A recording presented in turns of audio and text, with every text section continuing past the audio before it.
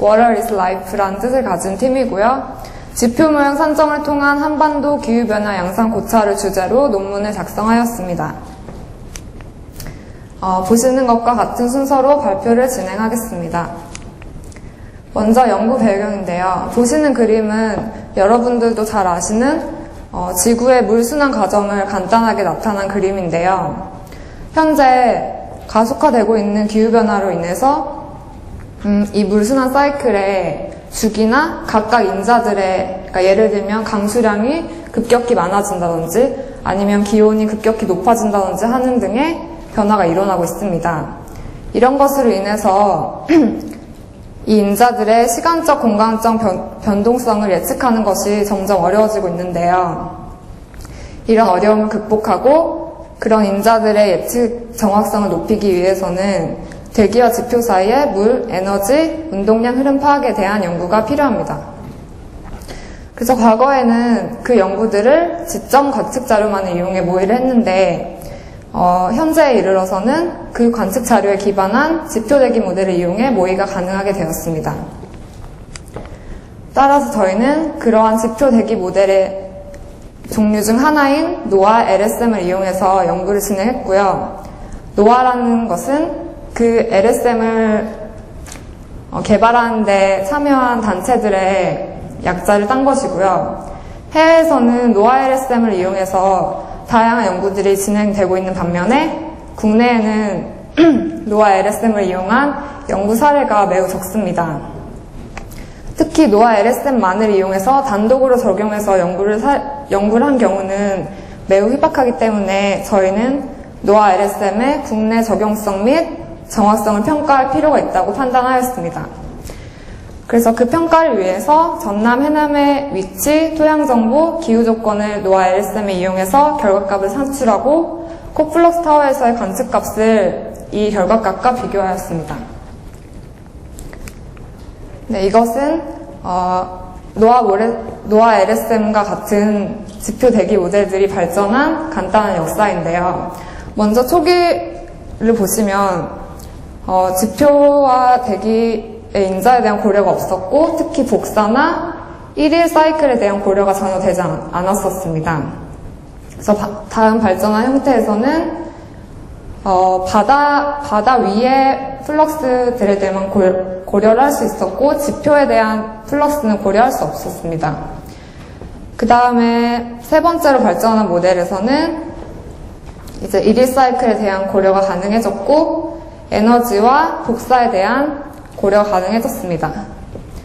그래서 마지막 단계인 노아가 속해 있는 LSM을 보면 아까 말한 복사나 에너지 플럭스에 대한 고려뿐만 아니라 식생에 대한 고려, 그리고 눈이 온 것에 대한 고려, 이런 것 등등의 다양한 인자들에 대한 고려가 가능하기 때문에 노아 LSM을 이용한 결과값이 신뢰가 있다는 것을 알 수 있습니다.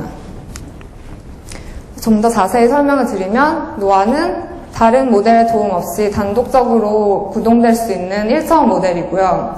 NCEP이라는 기관에서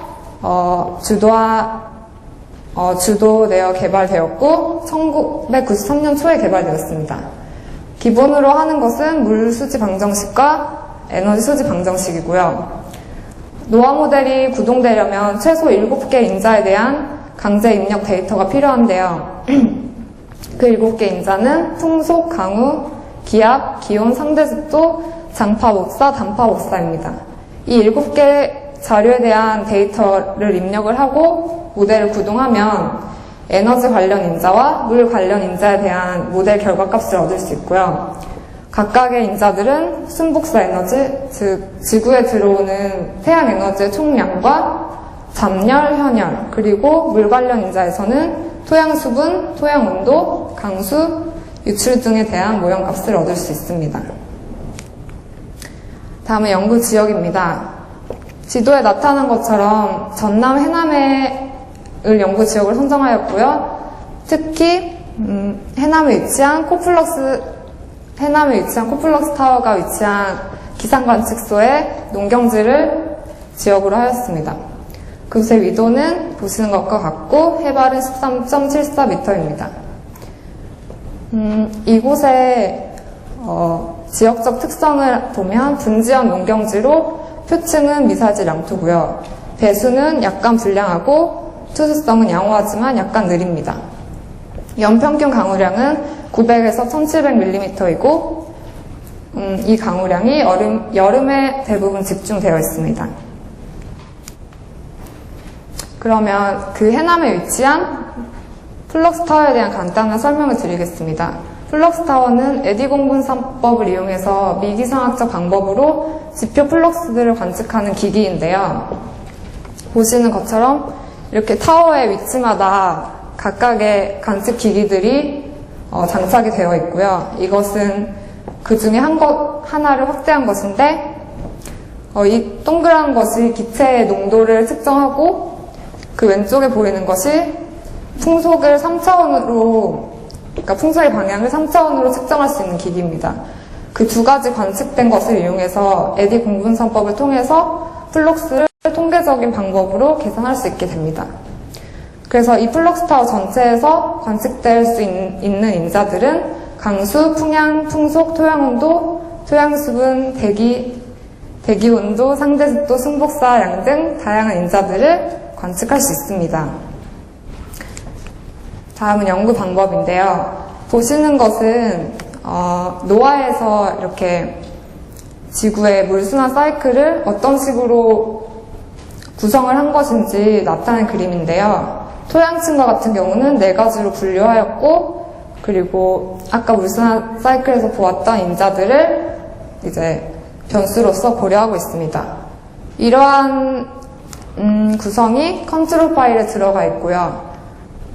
그래서 폴싱 파일 같은 경우는 입력 데이터를 말하는데 아까 말한 7개 인자가 30분마다 관측된 자료를 폴싱 파일이라고 합니다. 그래서 두 가지 파일을 지역의 특성에 알맞게 작성을 해서 모델을 구동을 하게 되면 아웃풋 파일로 아까 말한 증발산이라든지 토양수분, 그리고 기온, 그리고 물에 관련된 인자들의 값을 얻을 수 있습니다. 그렇게 해서 나온 모델 결과값을 플럭스타워에서 관측된 자료들과 비교를 하여서 분석을 하였습니다. 그래서 다음은 연구 결과인데요. 저희는 크게 3가지 인자에 대해서 결과를 분석을 하였는데, 저 위에 보시는 식을 보면 Rn, 즉 순복사량은 현열과 잡열 그리고 지표 플럭스의 합으로 나타나는데, 지표 플럭스의 값이 미미하기 때문에 저희는 그 앞에 3가지 인자에 대한 분석만 하였습니다. 그래서 위에 보시는 그래프는 관측 데이터와 모형 데이터가 얼마나 잘 일치하는지를 보여주는 것인데요. 저 대각선의 그 수치들이 근접해서 분포할수록 두 값이 잘 일치하는 것입니다.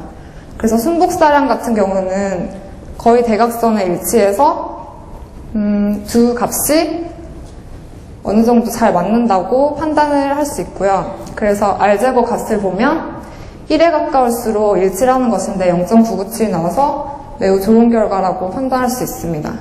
아래 보시는 그림은 가로축은 시간이고 세로축은 관측된 값을 표현한 것인데, 빨간색으로 표현된 값이 관측값이고요. 파란색이 모델의 결과값인데 두 그래프가 거의 겹치는 것으로 보아 이것도 일치함을 나타내고 있습니다. 다음은 잡열에 대한 분석인데 아까 그래프와는 달리 대각선에서 멀어진 점들도 상당히 분포하고 있어서 순복사량보다는 그 정확도가 떨어진다고 판단을 하였고요. 그래서 R제곱 값도 1보다 많이 작고, 또 시계열 같은 경우는 뒤로 갈수록 그 관측 데이터와 모델 데이터의 차이가 커지는 것을 볼 수 있습니다. 네. 그리고 현열에 대한 분석입니다. 현열 역시 순복사량에 비해서는 정확도가 떨어진다고 볼 수 있습니다. 그래서 연구 결과를 정리해보면 순복사량, 현혈, 잠열 세 가지 인자에 대한 모델 구동 결과 RMSE는 19.64에서 92.84에 분포를 하였고 바이아스 여긴 잘못 나왔는데 마이너스 18.67에서 14.76 사이에 분포를 하였고요. R제곱은 0.587에서 0.997 사이에 분포를 하였습니다. 네. 그래서 세 인자 중에 특히 순복사량의 RMSE와 바이아스 값이 매우 작고 R제곱 값이 거의 1에 가깝기 때문에 순복사량 인자의 모형 결과는 관측지와 거의 일치하다고 판단을 하였습니다. 그래서 결론은 정리를 하면 해남 지역에서의 노아 LSM의 결과값을 코플러스 타워 관측값과 비교를 하였고요. 저렇게 순복사량, 현혈, 잠열 세 가지에 대한 분석을 실시하였습니다. 그 중에서 순복사량의 모델값이 가장 좋음을 확인하였고요. 이를 통해서 노아 LSM의 전남 해남 지역에서의 적용성을 확인하였습니다. 이 결과를 토대로 향후에는 입력 데이터를 개선하여서 좀 더 향상된 모델 결과값을 얻고자 하고 있고요. 또 해남이 아닌 다른 지역에 대한 노아 LSM의 적용성을 검토하고자 하고 있습니다. 이상으로 발표를 마치겠습니다. 감사합니다.